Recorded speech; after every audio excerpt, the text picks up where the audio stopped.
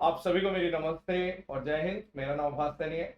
Verbal math अभास सैनी में आप सभी का स्वागत है। तो आज हमसे मिलने आए हैं सुपर 100 की शान भूमिक सिरोही। ये भूमिक सिरोही वही है जिनकी सिस्टर मानसी सिरोही सीपीओ 2022 में सेलेक्ट हुई थी।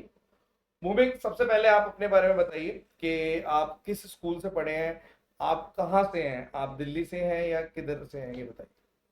सर मैं दिल्ली में ही पला बड़ा। मैंने अपनी स्कूलिंग ग्रीन वे मॉडर्न स्कूल ईस्ट दिल्ली से करी है। जी। और उसके बाद फिर मैंने बीटेक करी है मैकेनिकल एंड ऑटोमेशन इंजीनियरिंग में from GB Pant government engineering college which is in okay. Okhla. जी। बीटेक के बाद मैंने अपनी एसएससी की तैयारी शुरू करी अगस्त 2022 में। जी। आभास सर का पता मेरे को एक्चुअली में मेरी सिस्टर ने बताया। जी। उन्होंने आभास सर का बैच लिया था अपने टाइम पे। फिर जी। मैंने आभास सर का एक लेक्चर लिया था। आई थिंक एलजेब्रा का था पहला टॉपिक, वो प्री उनकी रिकॉर्डेड। उनके उससे। हाँ सर, मेरी जी। सिस्टर ने मुझे रेफ़र किया था। जी। तो फिर मैंने बैच परचेज़ किया। फिर मैंने आपका आई थिंक एलजेब्रा था फर्स्ट टॉपिक जिसका मैंने बैच लेक्चर देखा था। और आपने। वो प्री रिकॉर्डेड लेक्चर था क्योंकि जी। मैंने लेट शुरू किया था थोड़ा। तो आपने सुपर 100 लिया था या स्पार्टन्स? सर मैंने स्पार्टन्स लिया था सबसे अच्छा। पहले। ठीक है। स्पार्टन सर मैंने 2022 में लिया था स्पार्टन्स, ठीक है। जो कि 2022 वाले सीजीएल के लिए टारगेटेड था। ठीक है। उसके बाद सर फिर मैंने तो मतलब आपका जो मेन उद्देश्य था वो सीजीएल था? हाँ सर, मेरा सीजीएल ही था मेन उद्देश्य, सीजीएल और सीपीओ। जी। First preference was always CGL. जी। So then I took. पहला अटेम्प्ट कब था? सर पहला अटेम्प्ट मेरा 2022 वाला सीजीएल और 2022 वाला सीपीओ दोनों। ओके। सर दोनों के मेरे प्री क्लियर हो गए थे। जी। और सीजीएल के मेंस में फिर मैं बैठा था जो कि मार्च 2023 में हुआ था। जी। उसमें किसी कारणवश क्योंकि मेरी प्रिपरेशन उस लेवल की नहीं थी तो जी। मेरा मेंस क्लियर नहीं हुआ था। ओके। और सीपीओ में मेरे एक्चुअली में इंजरी हो गई थी तो मैं फिज़िकल नहीं दे पाया था। तो जी। प्री तक में ही मेरा सीपीओ ख़त्म हो गया था। ठीक है। उसके बाद फिर आपने बैच लिया? हाँ सर, फिर उसके बाद मैंने दोबारा सुपर 100 लिया क्योंकि स्पार्टन्स में एक बार कर चुका था तो मुझे लगा जी। Super 100 was the better choice then. So then I took super 100 जो कि जी। अप्रैल 2023 में शुरू होने वाला था, जो कि जी, सीजीएल बट आप 2023 के सीजीएल लिए। के लिए ही ले रहे थे, है ना? हाँ सर, मैंने सीजीएल का ही सोच के लिया था। जी। तो फिर मैंने अब अप्रैल 2023 में दोबारा प्रिपरेशन शुरू करी जी। आपके सुपर 100 बैच से। जी। उसके बाद फिर मैंने लास्ट ईयर सीजीएल 2023 और सीपीओ 2023 दोनों दिए थे। जी। और सीजीएल का मेंस फिर से किसी कारणवश मेरा एक सब्जेक्ट बहुत ख़राब हो गया था तो जी। वो मेरा नहीं क्लियर हो पाया। जी। और फिर उसके बाद सीपीओ ही था एक ऐसा एग्ज़ाम जिसमें चांसेस थे अच्छे जी। सिलेक्शन के। तो सीपीओ प्री में जो मेरा रॉ स्कोर था जी। वो 157 था। ओके। और नॉर्मलाइज होके वो स्कोर 166 हो गया था। और सब्जेक्ट वाइज याद है आपको? हाँ sir, subject wise starting from maths I think it was 45 और 46 आउट ऑफ 50। ठीक है। And in GS I scored 20 around 20 marks. जी। And in reasoning I scored 49। Okay. And in English I scored around 45 46। Okay, GS में कितना बताया आपने? Sir 20। हाँ, इसी वजह से आपके इतने कम हाँ रह गए। Exactly sir. ठीक है। ठीक है। तो फिर नॉर्मलाइज होके बढ़ गया था? हाँ सर, नॉर्मलाइज होके मेरे 9 नंबर बढ़ गए थे। जब नॉर्मलाइज स्कोर आया तब मुझे लगा कि हाँ मेहनत करी जा सकती है, टीपी के चांसेस हैं। ठीक है। क्योंकि जो भी सीपीयू के एस्पिरेंट्स होते हैं maximum are aiming for Delhi police SI. ठीक है। ओके। तो ये आपने जब सीपीओ का एग्जाम दिया प्री के टाइम पे, और उसके बाद फिर मेंस दिया, हाँ सर। तो इस बीच आपने फिर उसकी भी तैयारी करी होगी, फिजिकल की? हाँ, फिजिकल के लिए मैं कहना चाहता हूँ कि मैं सुबह रनिंग के लिए जाता था। जी। मैंने मेरे घर के पास जिमना स्पोर्ट्स कॉम्प्लेक्स था, वहाँ पे ही कोच थे, उनको उनकी एकेडमी ज्वाइन करी थी। और सुबह रनिंग पे जाता था, फिर शाम में लाइब्रेरी जाता था और वहीं पे फिर अपनी प्रिपरेशन करता था। मेरी एंटायर प्रिपरेशन लाइब्रेरी में ही हुई है। घर पे मैंने कोशिश करी थी बट अच्छा। मैनेज नहीं हो पा रहा था। सो कितने घंटे लाइब्रेरी, आप कितने घंटे? सर जब मैं पीक टाइम पे जा रहा था प्रिपरेशन में, मतलब पीक था मेरा सर सीजीएल मेंस और फिर सीपीओ मेंस, उस टाइम पे सर मैं सुबह अराउंड 9-10 बजे चला जाता था। जी। फिर ब्रेक के लिए आता था दिन में खाना खाने, लंच करने, क्योंकि लाइब्रेरी घर के पास थी तो मैं आ जाता था। जी। और फिर सर मैं 3 बजे दोबारा लाइब्रेरी जाता था और रात में 9 बजे के बाद ही आता था हमेशा। ओके। हाँ, तो अराउंड मेरी 10-11 घंटे की सिटिंग यूजुअली हो जाती थी, किसी किसी दिन 12 घंटे क्रॉस कर जाती थी लाइब्रेरी की टोटल सिटिंग। जी जिसमें से इफेक्टिव स्टडी मेरी तो 8-9 घंटे की हो जाती थी, but it depends on person to person. जी। तो ये आपकी फर्स्ट जॉब है? हाँ सर, ये मेरी फर्स्ट जॉब है। इससे पहले आपने CHSL वगैरह कोई अटेम्प्ट किया था? नहीं सर, मैंने CHSL कभी अटेम्प्ट नहीं किया। मैंने SSC के सिर्फ CGL और CPO ही अटेम्प्ट किए हैं 2022-2023, और ये अच्छा, मेरी पहली गवर्नमेंट जॉब है। कंग्रेचुलेशन। ठीक है। थैंक यू सर, तो थैंक यू वेरी आपकी मच। ड्रीम पोस्ट अलग है या यही है? सर मेरी ड्रीम पोस्ट ही यही थी। इनफैक्ट मैंने, जब मार्क्स आ गए थे तो उसके बाद प्रेफरेंस फॉर्म भरा जाता है सर मेडिकल में, जी तो मैंने प्रेफरेंस में दिल्ली पुलिस SI और CISF ही डाला था। जी क्योंकि जनरली जिनके मार्क्स कम है, अगर हम डालते हैं कोई और पोस्ट तो हम किसी की सीट खा जाते हैं। जी। तो I also request all of the aspirants who are currently preparing, जो आपकी ड्रीम जॉब है और जो आपके मार्क्स हैं उसके हिसाब से हमेशा प्रेफरेंस डालें, ठीक है। so that the deserving candidate can get at least one post. Subject wise आप थोड़ा सा गाइड करेंगे बच्चों को? सब्जेक्ट वाइज क्या स्ट्रेटेजी फॉलो की आपने? जैसे मैथ्स की बताओ सबसे पहले। सर मैथ्स में तो मैंने, I think there are 3 points which are to remember for every aspirant for every exam. जी फर्स्ट ऑफ ऑल, आप अपना सिलेबस कंप्लीट करिए, आप जी क्लासेस रेगुलर लीजिए। किसी को ऑनलाइन में कंफर्टेबल होता है, कोई कोई ऑफलाइन में। मैं हमेशा ऑनलाइन ही मैंने पढ़ाई करी है, और मैं हमेशा रिकॉर्डेड देखता था, ठीक क्योंकि है। लाइव क्लासेस का टाइम मेरा मैनेज नहीं हो पाता था। तो कितनी, 1.5 की स्पीड में, 2 की स्पीड? सर कभी 1.5 की स्पीड में, कभी 1.25 की स्पीड में। तो अब ऐसा लग रहा होगा कि हम बहुत धीरे बोल रहे हैं। हाँ सर, एग्जैक्टली। अभी मुझे तो इनिशियली थोड़ा वियर्ड हुआ था, लगा था कि सर इतना धीरे कब बोल रहे हैं, क्लास में तो इतना तेज बोलते हैं। तो बट फिर आपने पहले सिलेबस करना है, आप ये हाँ कह रहे हैं हाँ सिलेबस हाँ कर लो सर, कंप्लीट। सबसे पहला पॉइंट है कि आपको हर एस्पिरेंट को अपना सिलेबस कंप्लीट करना है, और सिलेबस कंप्लीट करते टाइम भी आपको डिसिप्लिन से पढ़ाई करनी है।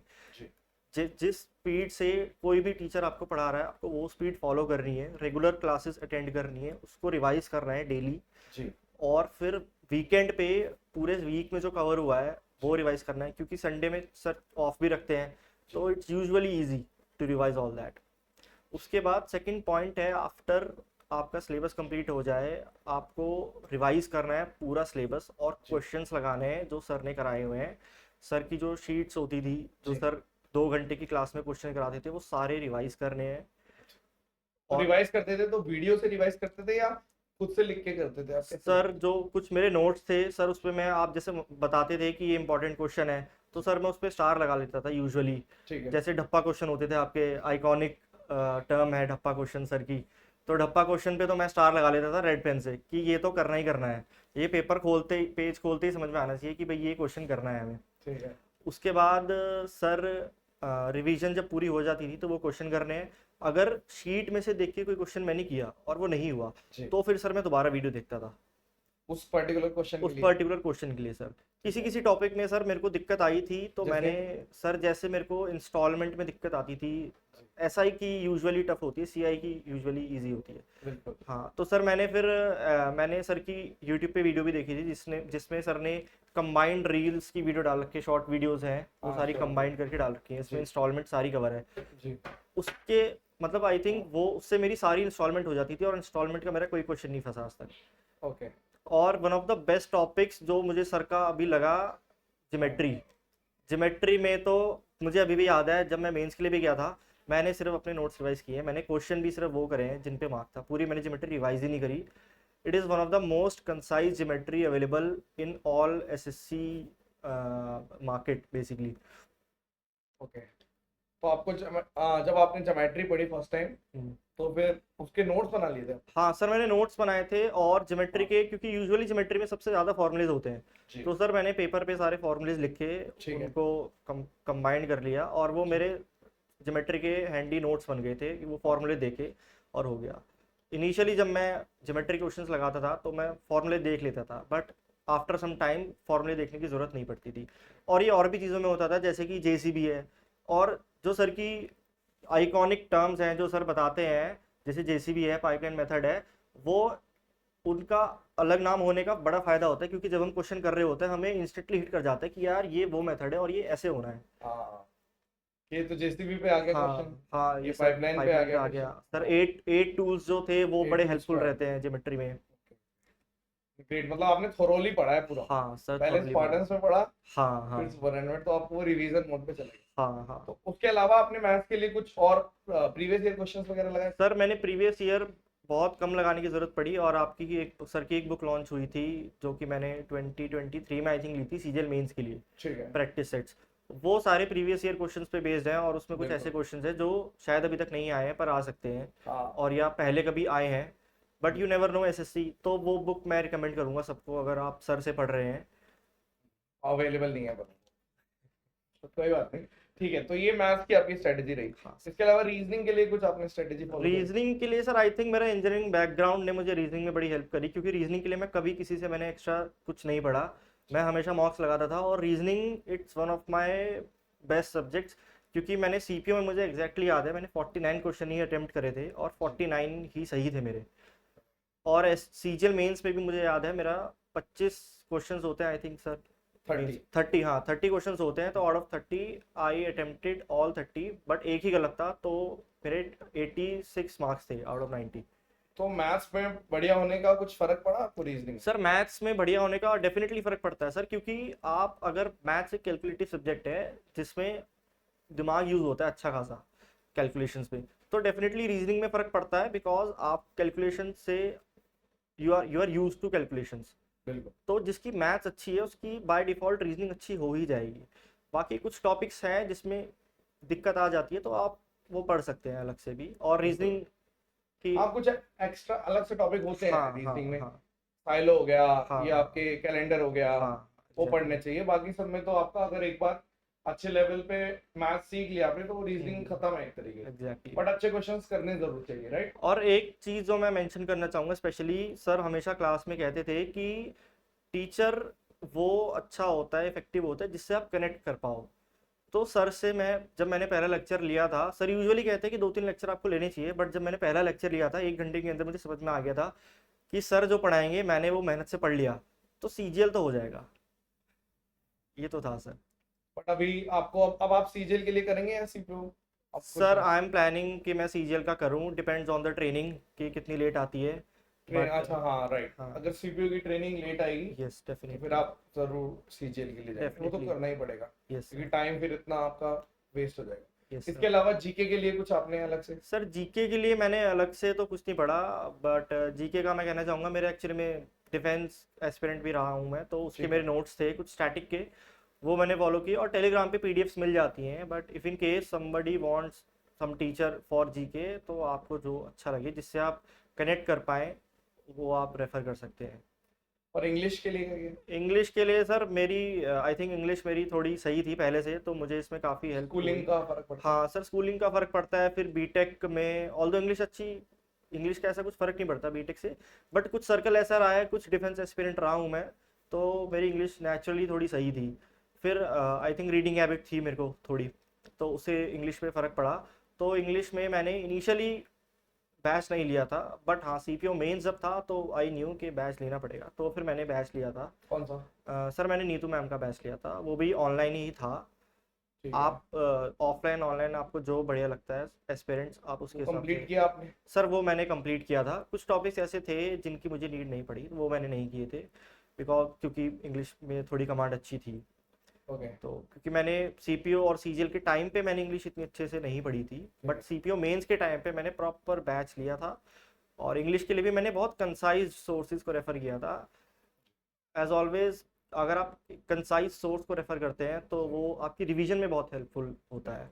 और एक स्पेशल टिप जो मैं सारे एस्पिरेंट्स को देना चाहूँगा कि मैं ऐसा सोचता था कि रिवीजन तो इम्पॉर्टेंट है, बट रिवीजन मैं बाद में करूँगा एग्ज़ाम से पहले, और टाइम होगा, बट ये मेरे साथ दोनों बार हुआ है कि एंड में आते आते टाइम इतना बचा नहीं कि मैं सारा रिवाइज कर लूँ। जी। मैथ्स तो हो गई थी, बाकी सब्जेक्ट्स भी हो गए थे रिवाइज, बट जीके में कुछ ऐसे टॉपिक्स थे जो मैं अच्छे से रिवाइज नहीं कर पाया। तो मैं सबको यही रिकमेंड करूंगा कि रिवीजन के लिए आप अच्छा टाइम लें, और मैं तो ये भी रिकमेंड करूंगा कि कुछ बैकअप, कुछ बफर डेज रखें आप रिवीजन के लिए, कि किसी कारणवश लेट हो जाते हैं आप जी। अपने शेड्यूल से, तो आप रिवीजन का आप पे इनफ टाइम हो, क्योंकि रिवीजन इज द की। बिना रिवाइज करे आपको एग्जाम में इशू आ सकता है। बिल्कुल बिल्कुल। तो एक चीज बताओ, जैसे सीजीएल और सीपीओ में आपको तैयारी में कोई डिफरेंस फील हुआ? जैसे उसमें सीपीओ में 50 क्वेश्चन रहते हैं, यस सर। इसमें 25 क्वेश्चन रहते हैं, तो आपने कोई स्ट्रेटेजी चेंज करी, नंबर ऑफ क्वेश्चंस बढ़ाया, ऐसा कुछ किया? Sir what I think is कि सीजीएल प्री और सीपीओ प्री दोनों आर रेस्ड अगेंस्ट टाइम। आपके पास टाइम इतना कम होता है कि you have to be very quick. But for CGL mains मुझे ये लगता है कि आपको कंसेप्चुअल नॉलेज इन डेप्थ भी चाहिए, जितनी आजकल सीजीएल डिमांड कर रहा है, और स्पीड भी चाहिए। और एग्जैक्टली सीपीयू में भी ये, बस सीपीयू में ये फर्क होता है कि क्योंकि 2 घंटे का पेपर है तो आपको मेंटल एंड्योरेंस थोड़ी ज़्यादा चाहिए। 2 घंटे बैठ के आपको 200 क्वेश्चन अटेम्प्ट करने हैं, so you need some bit of mental endurance. तो जी उसके लिए mocks mocks are a key for cracking exam. बिना मॉक के आप शायद क्रैक कर सकते हैं एग्जाम, बट अगर आपको रैंक लानी है, ड्रीम ड्रीम पोस्ट चाहिए, बिल्कुल। तो मॉक आर ऑलवेज इम्पॉर्टेंट।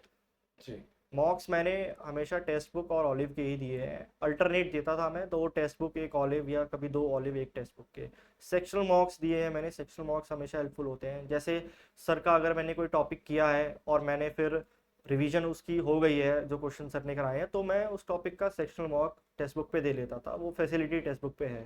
ठीक है। तो आपको पता लग जाता है कि हाँ ये मेरा टॉपिक हो गया है अच्छे से। हाँ मतलब कहीं अगर आपने कर लिया तो एक तरह हाँ से टेस्ट भी हो जाता है कि उन्होंने हाँ करवाया है, हाँ उससे मैं एग्जैक्टली। क्वेश्चन कर पा रहा हूँ या नहीं कर पा हाँ रहा हूँ, ये एग्जैक्टली। बहुत जरूरी है। ओके, तो ये आपका मतलब ये आपकी स्ट्रेटेजी रही। सर और इस बीच कोई ऐसी चीज जो आपने फील करी और आपने सोचोगे मैं बताऊंगा जरूर जब अगर मौका मिलेगा सिलेक्शन के बाद? सर सिलेक्शन, सर मैंने हमेशा, मतलब मैंने ये सोचा था, मतलब जब मैं प्रिपरेशन कर रहा था तो लाइब्रेरी में, यूजुअली लाइब्रेरी में भी और सर्कल में भी ऐसे होते हैं बच्चे कि आपको भी देख के लगता है कि यार ये तो पढ़ाई भी कर रहे हैं और ये मौज मस्ती भी कर रहे हैं। But it depends from person to person. जी to be very honest, if you are preparing for any exam, आप you have to stick to the preparation. जी बिकॉज प्रायोरिटी है, अगर आपको एग्जाम जल्दी क्रैक करना है तो आपको पढ़ाई भी उसी हिसाब से करनी पड़ेगी। मौज लेने के दिन बहुत आते हैं, मैं बताना चाहता हूँ कि मैं बिल्कुल फ्री हूँ और मुझे मिल नहीं रहा है कुछ करने के लिए। और मुझे अभी हाँ, भी याद है जब मैं प्रिपरेशन कर रहा था तो जी लोगों को मैं देखता था तो मुझे भी बड़ा टेम्पटिंग लगता था। It's a part of every aspirant journey. जी बट आई रिकमेंड, मैं सबको रिकमेंड करूँगा कि पढ़ाई हमेशा अपनी डिसिप्लिन से करें। और जो टीचर बताता है, टीचर के पास एक्सपीरियंस होता है, तो टीचर की बातों को हमेशा माने। क्योंकि हम एस्पिरेंट हैं, हमें कुछ महीने हुए हैं, उनको जितने हमें महीने हुए हैं उनको उतने साल हुए हैं पढ़ाते हुए। जी उनका एक्सपीरियंस बहुत वैल्यूएबल है, उनकी बात हमेशा माननी चाहिए। बिल्कुल बिल्कुल। तो ये इन्होंने अपना एक्सपीरियंस शेयर किया आपके साथ, ठीक है, और हमने इसको थोड़ा शॉर्ट ही रखा है ताकि आप छोटी सी बात में ही सारी चीजें समझ जाए। इसके अलावा कोई ऐसी प्रॉब्लम आई आपको जो मतलब तैयारी से आपको रोक रही थी, या ऐसी कुछ डिस्ट्रैक्शंस, सोशल मीडिया पे कोई डिस्ट्रैक्शन? सोशल मीडिया पे मैं कहना चाहूँगा कि मैंने Insta, I think CGL pre के बाद मैंने इंस्टा अपना इंस्टॉल कर दिया था। ऑल्दो मैं सोशल मीडिया पे I am not very active, but it depends from person to person. हाँ ये ज़रूर होता है कि अगर आप सोशल मीडिया पे हैं तो time passes by and you never know. बिल्कुल। तो depends from person to person. मैं तो रिकमेंड ये करूँगा कि इफ़ यू फील कि आपका टाइम वेस्ट हो रहा है तो you should take a step and be less on social media. जी, तो आई होप कि आपने जो भी इनके डिस्कशन में समझा या सुना वो आपके काम आएगा। बहुत ही सिंसियरली इन्होंने बताया और मेरे को लग भी बहुत सिंसियर रहे हैं, क्योंकि सिंसियरली आपने पढ़ाई करी है। और आई होप कि आप इसी तरीके से सिंसियर होकर पढ़ेंगे और बाद में एंजॉय करेंगे, ठीक है। डेफिनेटली तो सर। आपका अभी कोई प्लान है आगे एंजॉय क्या? सर अभी तो देखते हैं क्या प्लान है। चलो, तो इसके अलावा अगर आपको कोई क्वेश्चन पूछना हो भूमिक से तो आप कमेंट सेक्शन में पूछ सकते हैं। डेफिनेटली। और भूमिक इंस्टाग्राम पे भी अब आ जाना और डेफिनेटली बच्चों को सर। गाइड करना, डेफिनेटली सर। ठीक है। और आई होप कि आपको अच्छा लगा होगा और इस चीज़ को आप बहुत ही ज़्यादा समझेंगे। Thank you so much, session dismissed. Thank you sir.